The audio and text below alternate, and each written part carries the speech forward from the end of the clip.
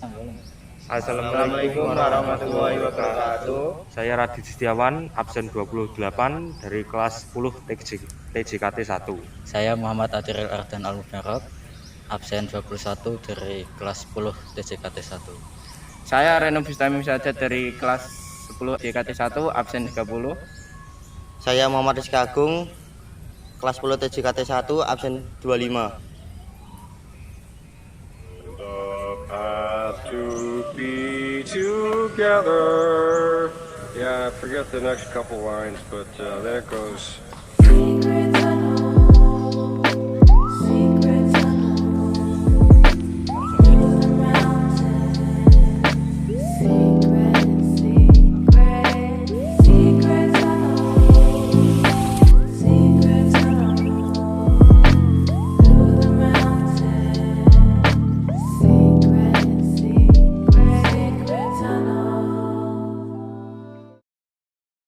Assalamualaikum warahmatullahi wabarakatuh.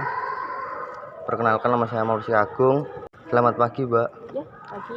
Kami dari SMK Muhammadiyah Kudus ingin melakukan wawancara mengenai Museum Kretek ini. Dengan Mbak siapa? Saya Novi, selaku guide di Museum Kretek. Sebelumnya terima kasih telah diizinkan menjadi narasumber kami. Nah, jadi kita ada beberapa pertanyaan seputar museum ini. Kapan kira-kira Museum Kretek ini diresmikan? Oke, dan jadi museum ini diresmikan pada tanggal 3 Oktober 1986. Apa yang menjadi daya tarik Museum Kretek ini? Yang menjadi daya tarik utama di sini adalah karena museum kita ini adalah museum khusus. Jadi Museum Kretek ini masih merupakan museum kretek satu-satunya yang ada di Kudus. Museum Kretek ini merupakan museum kretek satu-satunya yang ada di Jawa Tengah. Museum Kretek ini adalah museum kretek satu-satunya di Indonesia dan bahkan di dunia. Nah, jadi sejarah awal Museum Kretek ini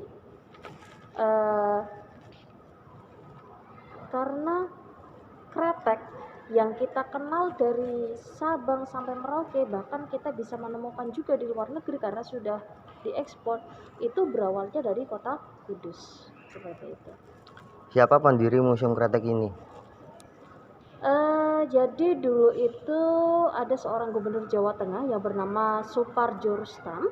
Saat itu beliau datang ke Kudus untuk meresmikan suatu tempat. Nah, setelah beliau datang ke Kudus, loh, Kudus punya potensi kretek yang luar biasa, kenapa kok nggak ada museumnya? Nah, lalu atas prakarsa Pak Suparjo Rustam inilah akhirnya PPRK, Persatuan Perusahaan Rokok Kudus, membangun dan mengelola Museum Kretek ini. Nah, namun setelah tahun 2007 Museum Kretek ini dilimpahkan oleh pemerintah daerah, seperti itu. Penjelasan singkat tentang sejarah Museum Kretek.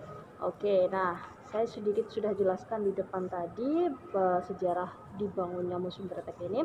Lalu sejarah singkat tentang Kretek. Apa sih itu Kretek? Kenapa sih Kabupaten Kudus ini disebut sebagai kota Kretek, seperti itu ya kira-kira. Nah, jadi berawal dari kisah Haji Jamhari tahun 1880.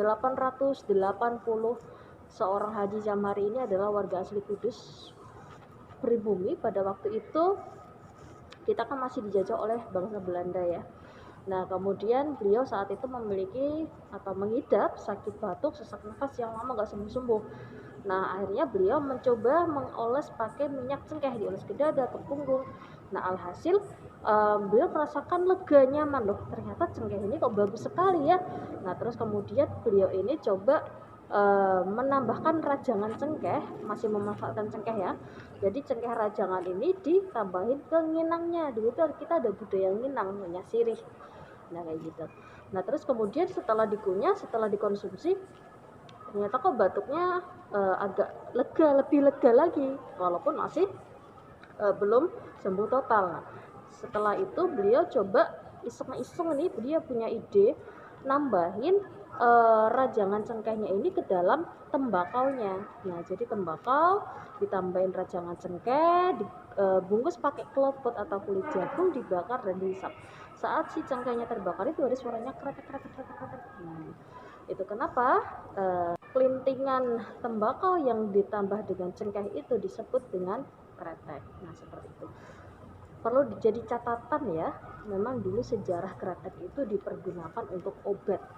Zaman itu, ketika belum tersentuh dengan teknologi canggih, belum tersentuh dengan bahan-bahan yang bervariatif seperti itu. Jadi masih ori.